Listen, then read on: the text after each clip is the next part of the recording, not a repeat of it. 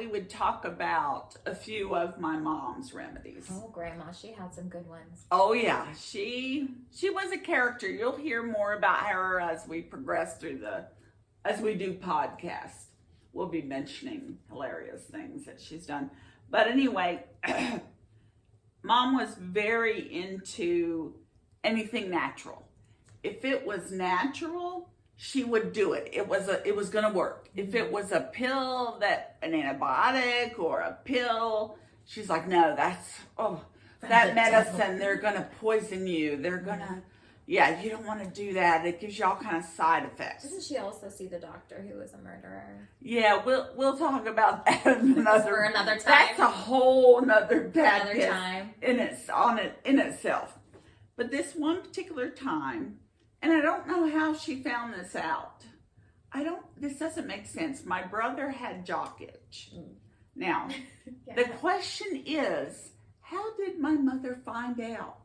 Because he lived, 1,000 miles away in college somewhere. And I just question that. Did he call her up? He must have. And say, hi, Mom, I have jock itch. He must have I'm done just that. curious. I don't know that part of the story. I don't know how that conversation. Maybe my sister-in-law told Mom. Oh, yeah.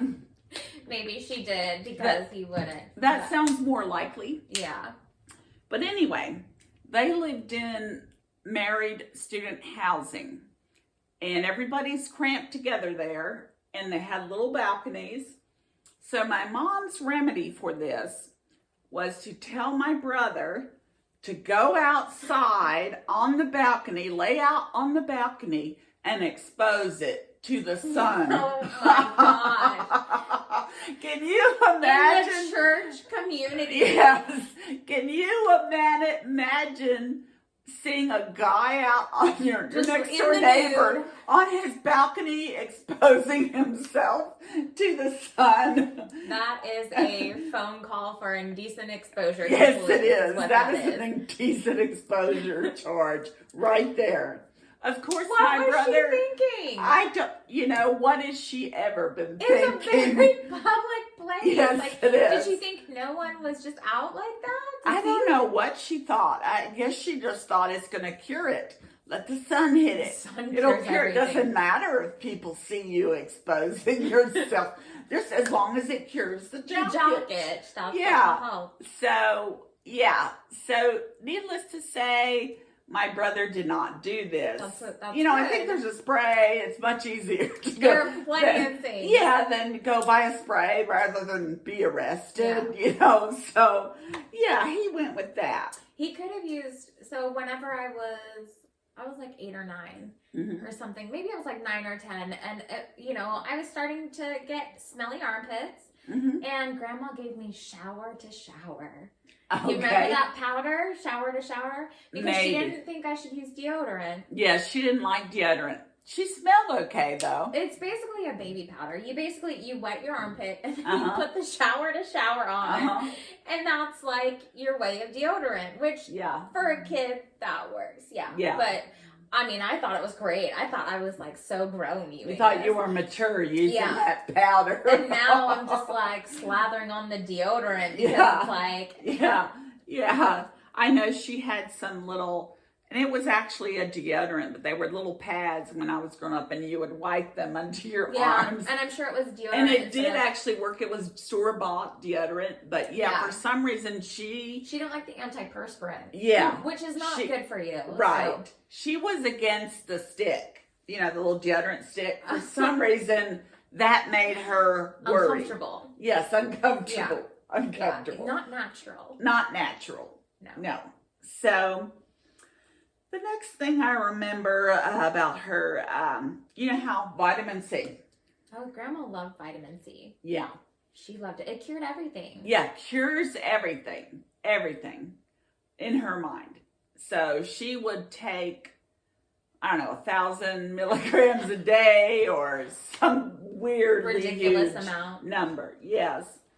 So I remember this one particular time, Addie had the flu and he was upstairs throwing up, had the stomach flu, And I'm tending to him, and my mother lived with us at the time, and I slowly see her coming up the stairs like in slow motion. Because you knew what was about to And happen. she's carrying a glass of vitamin C, and she's just slowly, I must have been my brain. I see her slowly moving forward, and she brings up to Addison. She's like, "Here, son, take this."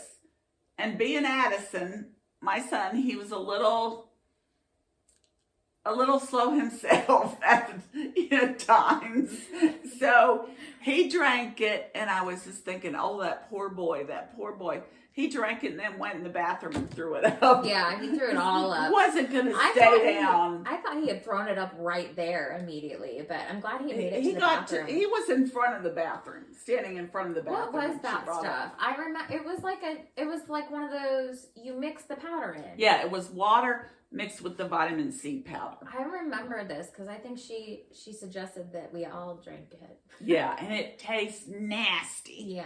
I grew up with that stuff, and it's nasty, nasty. Yeah. So she had some bizarre stuff. Well, you're talking about the woman who used old pantyhose for rubber bands. Yes. So. Yes. She wouldn't buy rubber bands.